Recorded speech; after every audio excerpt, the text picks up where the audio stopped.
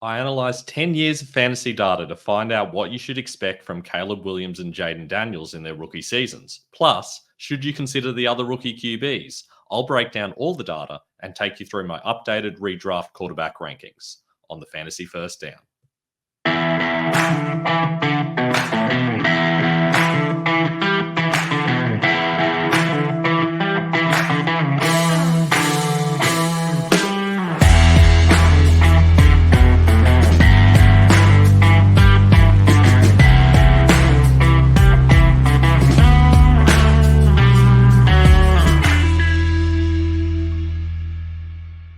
It's well and truly draft season coming up, so we're going to break down what you should expect from all of the rookies this year in NFL fantasy. But we're going to start with the quarterbacks today.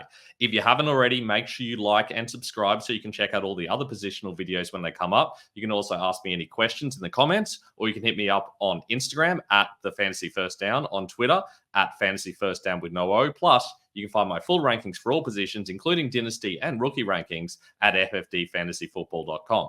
You can also check out all my dynasty articles over at football.rasball.com. So today we're talking about quarterback hit rates for rookie quarterbacks in their rookie season. Basically, what has happened in the past when a player is picked in the top 5 in their rookie season. And it's pretty ugly. You'd expect that in their rookie seasons, even these quarterbacks would be good, given they're all top 5 picks. Most of them are number 1 picks, and yet the only real success recently has been Kyler Murray. This is over the last 10 years. So can we expect Caleb Williams or Jaden Daniels to break the mold? Well, if you look at the guys that have done well, it hasn't really been rushing quarterbacks. They've kind of struggled a little bit in their first season, yet that's kind of what we're expecting from Jaden Daniels. He's going as around the QB 11 in a lot of drafts, and that's very high considering only one player has outdone that, and that was Kyler, who admittedly did have a good rushing floor, but there's plenty of other good quarterbacks here who have good legs, and they haven't managed to make it work. Admittedly, Daniels still has a better chance, I think, than Caleb Williams. We've seen that pocket quarterbacks, and Williams can rush a little bit, but he's more of a passing quarterback. We've seen that they've really struggled. Obviously, CJ Stroud was very impressive last year, but he was still only the QB 13. It's not that easy, even if you have a fantastic rookie season, to come in and star straight away. So this data should put a little bit of a kibosh on you guys taking these guys too early. I'll be holding back a little bit on Jaden Daniels and Caleb Williams in your redraft leagues, and also a little bit in Dynasty if your goal is to win this year immediately. Having said that, if you're getting them late enough where they're very much being compared with other bench players, I do think there's enough upside, particularly with Daniels, where you can take him, but I'd be pretty nervous about taking him in Superflex leagues where all of a sudden you do need the security of a player who's definitely going to be solid for you at that position.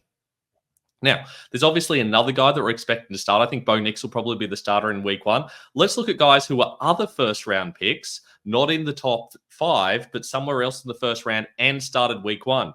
And when you know Mac Jones is top of this list, you know you're in a little bit of trouble. Obviously, there's some solid players there. Josh Allen and Deshaun Watson went on to be very good. But realistically, Mac Jones is the only one to finish in the top 17. That's not very good news. Admittedly, Deshaun Watson was looking good before he got injured in his rookie season.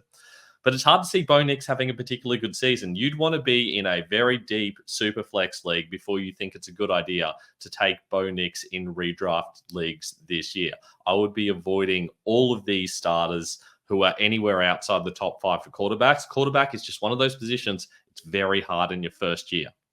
Now, for the sake of it, let's have a look at how we went with guys who aren't necessarily starters. We have had some guys who were top 5 picks and they didn't start week 1. And let's have a look at when we expect them to start, because I think that's the most important thing to talk about with a guy like Drake May, who was obviously the 3rd overall pick. He goes into a situation where he may start at some stage during the season, depending on how the Patriots go. We do expect them to struggle a little bit.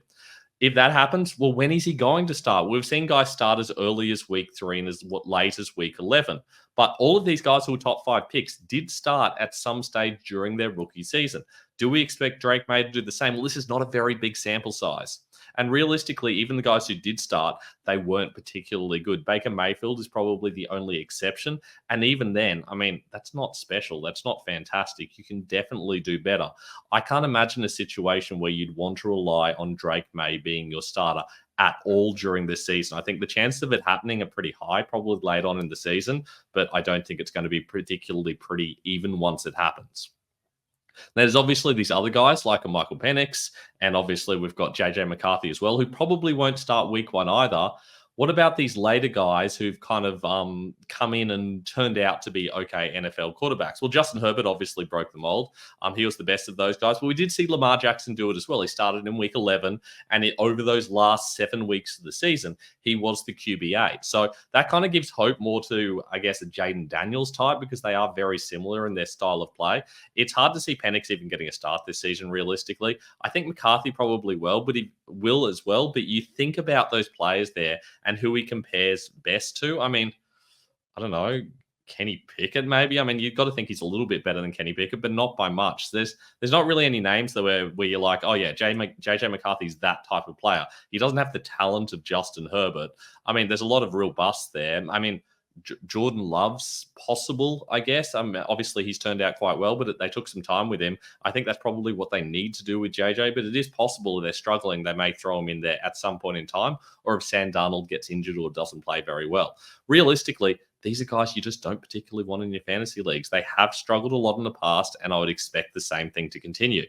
And it doesn't get any prettier with these lower guys. I know we talk about Brock Purdy, and we're like, oh, these later quarterbacks, they can come in and they can make a real difference. I should take one late in my Superflex league because it's really deep, or late in my Dynasty league, and maybe something will happen. These are just the guys who started at some point in their rookie season. And trust me, there are a lot more who didn't. There are dozens who didn't. These are the guys who got a chance, and I mean, not many of them did much with it. Obviously, none of them have a true top 30 finish. Actually, I think Adam O'Connell was exactly the QB 30 last season.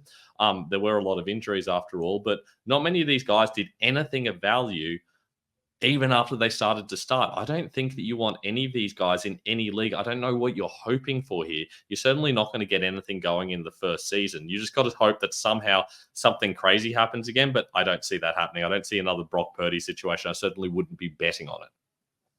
So the question is, well, what impact does that have on my QB redraft rankings? Excuse me. So I haven't made too many changes here. I've still got those top 3 for me. If you're in any sort of redraft league where it's one QB, I'm probably just waiting till the first 2 QBs are taken, and then I'm taking the third one. I've got Allen, Hurts, and Mahomes all very close. I feel like it's more a case of waiting to see which one falls to you. You can usually get one of them in the third round. I got Hurts in the third round of the Raz Bowl, which is pretty good value, given that's a best ball situation where obviously QBs get a little bit more value because you want to have a couple of them so that you can get the highest scoring one. So that, look, if he's going there, then you're probably going to get one of these guys late third round, early fourth round, depending on your league and how much they like QBs. If not, then I'd be waiting for the Jacksons and Prescott, Stroud, Richardson. I'd be seeing which of those guys falls instead of trying to go out of my way to get one of these guys. I think Prescott's probably going to be the guy that you get the most value from. I think people aren't loving Dak this year, and I'm not really sure why. I feel like you can get really good value on him a little bit later on. He seems to be falling past guys like Stroud and Richardson, who realistically is still a little bit unproven. I know Stroud was good in his rookie season, but I don't think he's really proven he can be a good fantasy asset. He certainly doesn't have the legs to kind of support things if he's not able to get it done with his arm in a given game. Kyle is also a little bit of a risk. Joe Burrow had a down season last season, so it gets a little bit uglier later on, but there's so much depth. And if we look at those next 10, this is where Jaden Daniels comes in. And the reason I put him here is because there's a heap of depth below him, and you can definitely get someone else who's going to be a reliable option just in case he doesn't work out. So if you're only going to take one QB, probably wouldn't take Jaden Daniels. I think there are other guys here with a little bit of a better floor. But if you're in a situation where you're going to take one late and then you want to take another one to back them up, I love the combination of Jaden Daniels and Kirk Cousins. You can get Cousins very late in drafts. I think he has a lot of upside. I think he's got a pretty safe floor. I think this offense is going to be very good and very much underrated. I think if I came out of my draft with Daniels and Cousins with 2 late picks, I'm going to feel fantastic about my team because I'm going to be strong at every other position and I've got heaps of upside. I definitely don't like people going out of their way to get guys like Purdy early. I think that he had one of those slightly weird seasons that we see occasionally.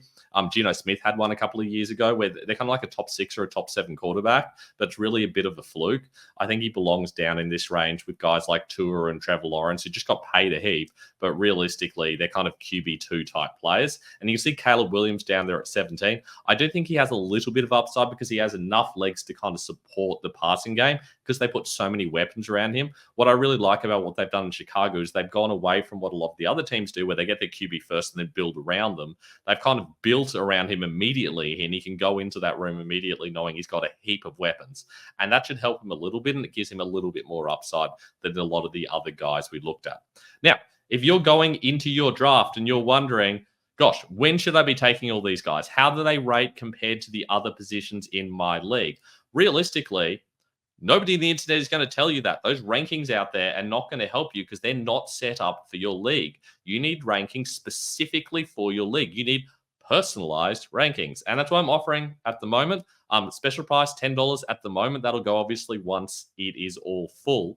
And we are filling up. Thank you for all of those who have who've emailed in and taken up this offer. If you're interested, go to benwasley23@gmail.com. It's real simple. I basically just make your list of all your players in order based on your roster settings, your scoring settings, and your personal preferences as well, because I listen to what you want and the type of player you want for your team. So look, hit me up. Let me know if this is something that interests you. I'm happy to help out. And if you haven't already, please make sure you like and subscribe on the channel. On Instagram, I'm at the Fantasy First Down. On Twitter, I'm at Fantasy First Down with no O. Answer all the questions over there on both of those platforms. FFTFantasyFootball.com is where you'll find all of my rankings. And of course, my articles are at football.rasball.com. Hope you'll go check those out. I'll be doing a more full write-up of what we talked about today, plus all the other positions will be coming out soon. You can already find my dynasty write-ups over there as well.